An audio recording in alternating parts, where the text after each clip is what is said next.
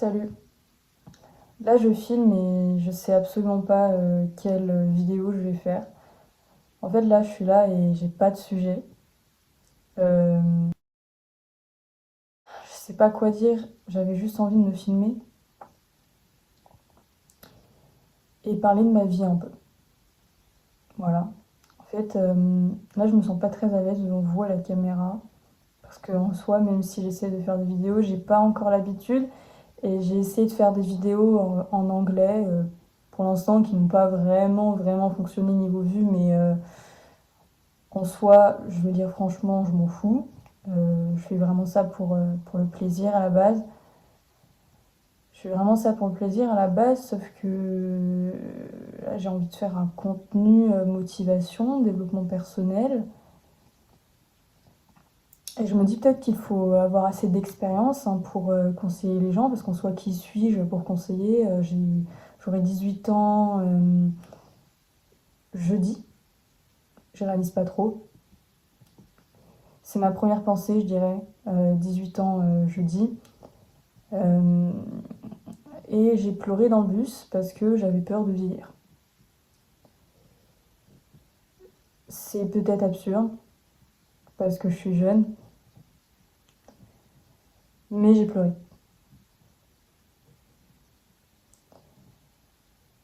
Parce que je pense que je me rends compte du temps qui passe et parce que j'ai envie de fuir mes responsabilités. Il faut être honnête. Parce que en soi, vieillir, ça fait peur. Mais que vous ayez comme moi 18 ans ou peut-être que là vous vous dites qu'est-ce qu'elle raconte, t'as toute la vie devant toi. Mais je pense que vous vous rendez aussi compte que même en ayant 40, 50 ans, la vie passe très vite. Et donc non, je n'ai pas toute la vie devant moi. C'est pourquoi je dois réaliser mes rêves maintenant. Ouais, je sais pas quoi dire. Je suis dans une étape de ma vie où j'essaye de me reconstruire, de me construire en fin de compte, et où j'essaye de...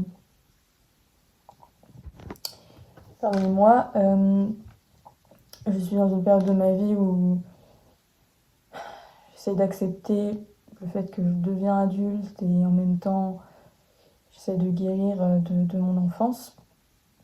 Euh, vous allez vous dire, oh là là, elle a une enfance traumatisante. J'ai une très belle enfance. Effectivement, c'était pas tout rose, mais aujourd'hui, si je suis devenue cette personne avec la tête sur les épaules, c'est surtout que j'ai été forte, intelligente, et j'ai eu la chance de pouvoir utiliser mon cerveau, de savoir utiliser mon cerveau.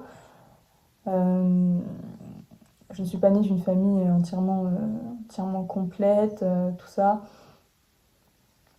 Mais c'est ce qui m'a permis d'être qui je suis aujourd'hui et de ce qui va me permettre d'être que je serai demain. Je suis très reconnaissante de tout ça, de ce parcours. Ça semble flou là quand je vous parle de ça, en fin de compte. Et là, vous voyez, j'ai mes cheveux qui rebouclent parce que j'ai essayé plusieurs fois dans ma vie de faire des lissages. Je suis métisse, aux cheveux très bouclés. Et d'ailleurs, hop, Madagascar, bref. Du coup, voilà, je suis métisse. Et bon, après, il y a des métisses aux cheveux lisses, enfin, ça n'a rien à voir, mais je veux dire, moi j'ai les cheveux très bouclés, j'ai voulu lutter contre ma nature. Ne faites pas ça. Ne faites pas ça. Ne luttez pas contre votre nature. Bon, là je pense que. Enfin, je pense, non, je ne pense pas. Là, je veux vraiment plus jamais faire de lissage. Bon, là, c'est un plaquage, j'ai un rendez-vous, c'est pour ça, mais bref, ne luttez pas contre votre nature, hein, que vous ayez les cheveux bouclés, lisses, crépus, ondulés, tout ce que vous voulez. Beaucoup n'écouteront pas, mais vous verrez par la suite que la nature finit toujours par revenir, et ça, pas seulement dans les cheveux, hein, la nature finit toujours par revenir. Là, j'essaie de m'entraîner parce que à regarder la caméra. Donc, J'ai fait 5 minutes de blabla qui peut-être ne vous sert à rien et peut-être que il y a des gens qui tomberont sur cette vidéo. Peut-être que personne tombera sur cette vidéo et honnêtement, je pense que c'est pas si grave. Voilà, je me sens lourde, mais je sens que je suis dans une étape de ma vie où je réalise beaucoup de choses et je réalise le passé et en même temps, ce qui me permet de me rendre compte du présent. Je suis dans une étape de ma vie où je suis, je suis dans un nettoyage. Alors, euh, non mais, je fais un nettoyage à l'intérieur de moi. C'est vrai que je suis comme une éponge à émotions. Dès que quelque chose ne me plaît pas, eh bien l'émotion semble rester, non reste, l'émotion reste. Et en fait, je ne prends pas réellement le mal comme le mal et le bien comme le bien. C'est-à-dire que même si l'émotion est négative, là par exemple, je ressens souvent un poids dans mon dos, etc. Je me dis toujours que il faut déjà la traiter, l'affronter, il ne faut pas la nier. Et je suis dans cette optique-là, en ce moment même, d'affronter mon ombre, si je puis dire. Mais l'affronter, mais pas de la mauvaise manière. Aussi l'accepter et savoir que non, dans la vie, tout n'est pas noir ou blanc. Et non, vous ne serez pas non plus complètement... vous n'êtes pas bon, vous n'êtes pas mauvais.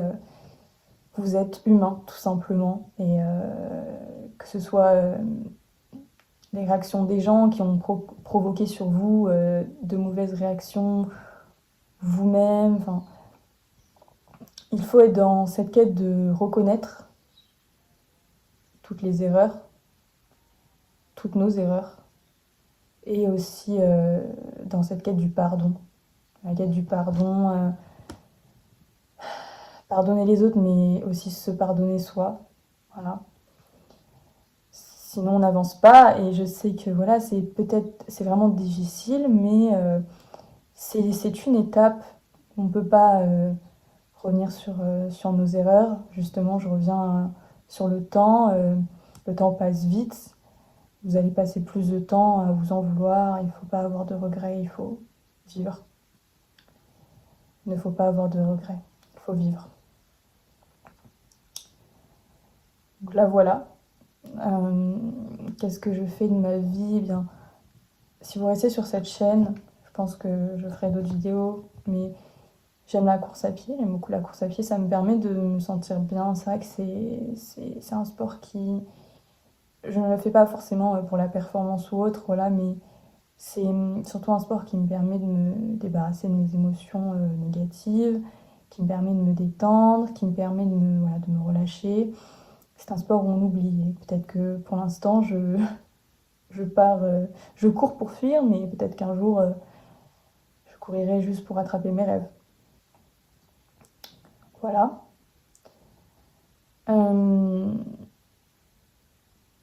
Donc, qu'est-ce que je peux dire d'autre? C'est vrai que pour l'instant, faire cette vidéo ne me met pas dans un confort. Là, je sors de ma zone de confort, mais je fais exprès. Je fais exprès de sortir de ma zone de confort. Parce que là, je me sens mal et en fait, ça va me faire me demander pourquoi. Et j'ai l'impression d'être dans un entretien d'embauche. Ou bien vous êtes prof, vous faites un entretien. Et je suis quand même une personne vachement... il faut que je me détende. Il faut que je me détende. Là, je ne suis pas détendue, alors qu'en soi, je ne parle que à un téléphone. Et même si je compte peut-être poster cette vidéo, il faut que je me détende parce que là, c'est comme si c'était moi devant moi. Même si je sais que pas totalement, c'est ça qui est plus compliqué.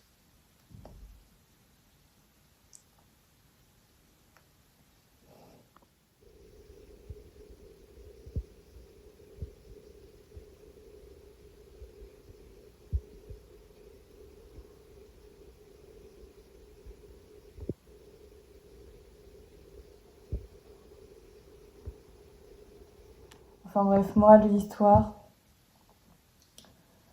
affrontez votre ombre.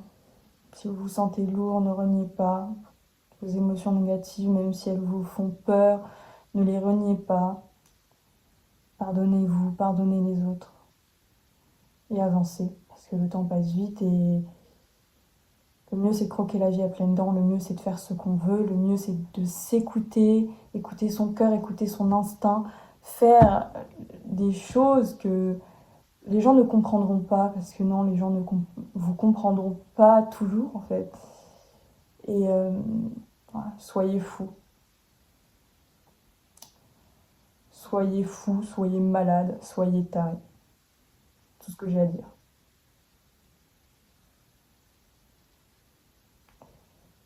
Faites ce que vous avez réellement envie de faire. N'ayez pas peur du jugement. On ne vit qu'une fois. En tout cas,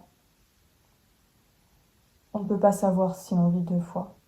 Et même si on a des croyances, je suis moi-même catholique, cette vie-là ne sera plus la même, même si vous pensez qu'il y a une autre vie. Partez toujours dans l'optique que vous partirez et que les autres aussi.